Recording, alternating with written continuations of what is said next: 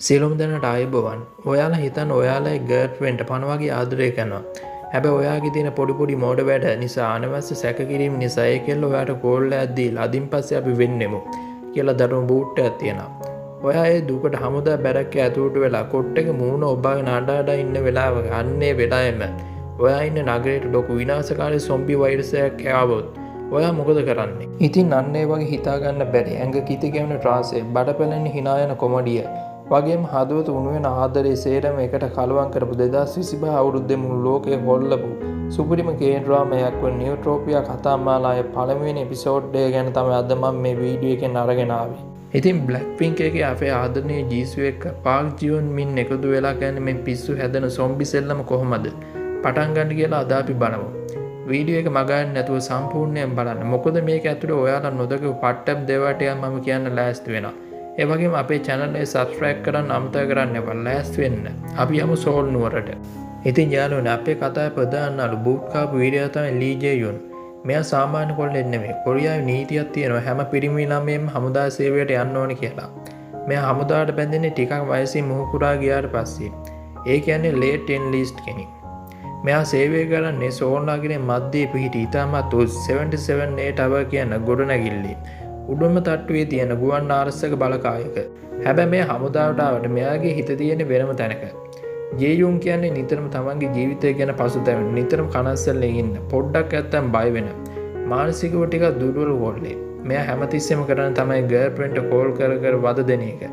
මැසිවිලි කියන එක සහ ඒ කෙල්ල වෙන පිරිනමෙක් එක්ක කතා කරනවද කියලා අනවශ්‍ය විදිහට සැක කරන එක. ඉතින් මෙන්න මේ කරුණ පුරුදු නිසා තමයි මෙයාට ලොකු විනාශයකට මුහුණ දෙන්න වෙන්නේ. ඉතින් දැන් අපි යමු මේ කතාවේ ප්‍රධාන නිළිය. ඒ කියන්නේ ජේ-යුන්ගේ පෙම්වතිය වන කෑන් යන් ජුන් ගාවට. අපේ ආදරණීය ජීසු තමයි මේ චරිතය කරන්නේ.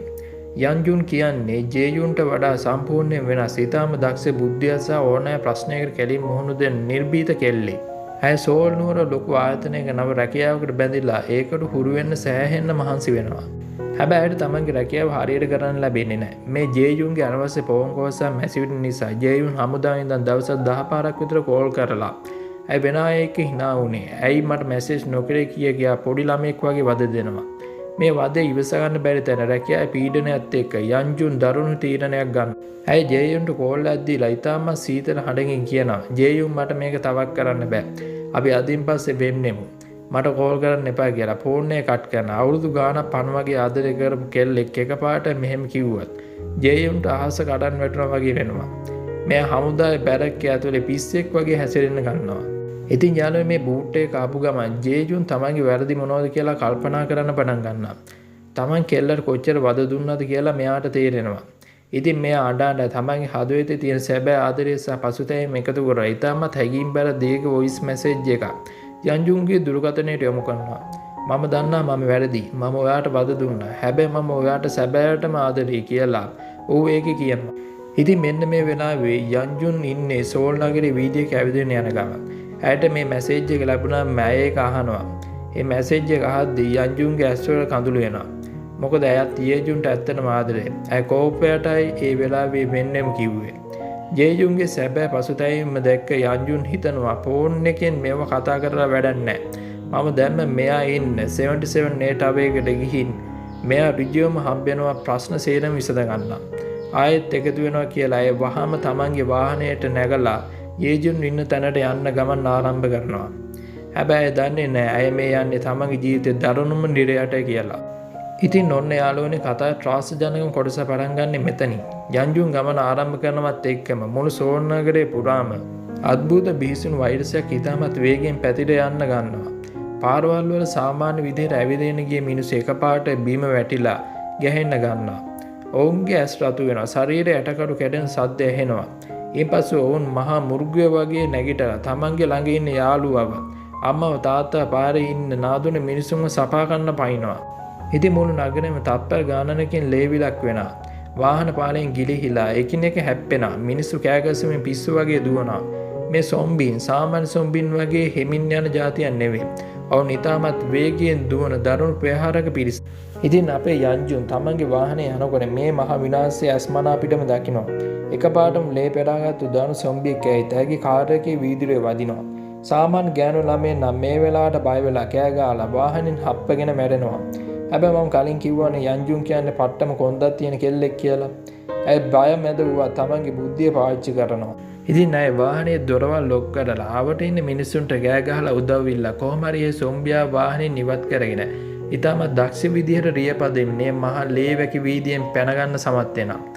යන්ජුන් මේ බුද්ධිමත් සහ නිර්භීතකම නිසා ප්‍රේක්ෂකයන්ට අය කෙරෙහි ලොකු ආදරයක් සහ ගෞරවයක් ඇති වෙනවා. ඉතින් මේ සේරම සිද්ධ වෙද්දී අපේ ජේයුන් ඉන්නේ අර උස ටබයක උඩ තියෙන හමුදා කඳ උඩේ. නගරයට මොකද වෙන්නේ කියලා ඔවුන්ට මුලින්ම හරියට තේරෙන්නේ නැහැ. හැබැයි සෝල් නගරයේ විවිධ පැතිවලින් මහා පිපිරීම් සිද්ධ වෙන සද්ද, ගොඩනැගිලි ගින ගන්න ආකාරය සහ සේරම සංවේදන ජාලාවන් එකපාරට බිඳ වැටෙන හැටි ජේයුන් දකිනවා. තමන්ගේ පෙම්වතිය වෙන යන්ජුන්ට කෝල් එකක් ගන්න හැදුවා සිග්නල් නැති නිසා.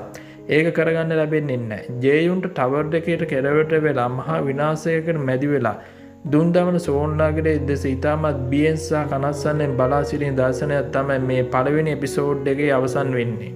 ඉතින් ඔවුන් දෙන්න එකිනෙකාගෙන් වෙන් වෙලා හැබැයි එකිනෙකාව සොයාගෙන එන මේ ගමනේදී ඉදිරියට මොන වගේ දේවල් වෙයිද කියලා ලොකු කුතුහලයක් ඉතුරු කරගෙන මේ කොටස නිමා වෙන්නේ. ඉතින් ඔයාලත් මේ පළවෙනි කොටස බැලුවා නම් ඔයාලට ජීසුගේ රංගනය ගැන මොකද හිතන්නේ කියලා පල්ලෙහින් කමෙන්ට් කරන්න.